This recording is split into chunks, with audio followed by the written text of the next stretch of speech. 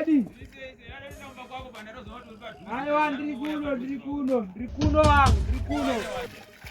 Garimbowaje shamwari ko tingadi mabhatura. Aiwa bhazo ngenda ngoni ngopfura nepanapa ngona hanguturisira. Aiwa ndiri raiturise. Uripo zvako? Ndakazara.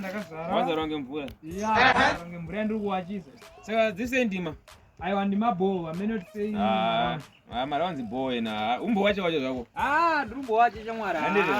Garimbowacha. Wacha tihembe apa chibhachuro ungoita zviripo. Ndingoita zviripo. Vanhu vakati hembe dzako dzanzi dzakachena zveshuwa.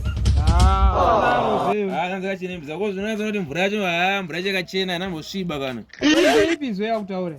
Ndingokupa example tayo dzanzi dzakachena. Hembe. Dzanzi dzakachena. Mvura yakadai zo dzakachena hembe dzangu. Iwe tasaona masmart. Amusvibise pamunini amusvibise. Sadaro.